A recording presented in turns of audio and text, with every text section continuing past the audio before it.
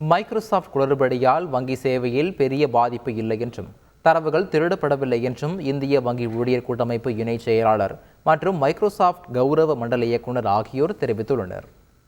வங்கித்துறையில் மிகப்பெரிய அளவில் பாதிப்பு என்பதில்லை. மிகச்சில இடங்களில் மட்டும் ஒரு சின்ன பாதிப்பு இருந்தது அப்படின்னு சொல்கிறாங்க. அதுவும் உடனடியாக அட்டன் பண்ணியிருக்காங்க.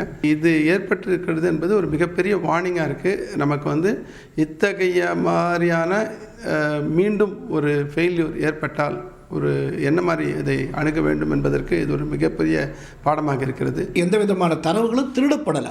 அதோட இன்னொரு இது நம்மளோட பாதுகாப்பாக நம்ம பேங்க்கில் இருக்கிற பணமோ அல்லது இன்சூரன்ஸோ கவர்மெண்ட் டேட்டாவோ மேகக்கணிமைங்கிற இந்த க்ளவுட் கம்ப்யூட்டிங்கில் இருக்கிறது எல்லாமே பாதுகாப்பாக தான் இருக்குது.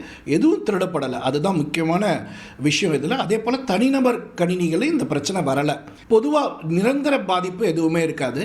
இதுக்கு நிரந்தர தீர்வு அப்படின்னு பார்த்தீங்கன்னா பல்வேறு நிறுவனங்களும் IBM, மைக்ரோசாஃப்ட், கூகுள் ஆகட்டும் செயற்கை நுண்ணறிவை பயன்படுத்தி இந்த மாதிரி அப்டேட்ஸ் பண்ணும்போது அல்லது ஜென்ரலாகவே கம்ப்யூட்டரோட பாதுகாப்புக்காக பல்வேறு ஆராய்ச்சிகள் பண்ணிட்டு இருக்காங்க. அது இன்னும் வேகம் எடுக்கும் அப்படின்னு எதிர்பார்க்கிறேன். செய்திகளை உடனுக்குடன் தெரிந்து கொள்ள உடனே சப்ஸ்கிரைப் பண்ணுங்க.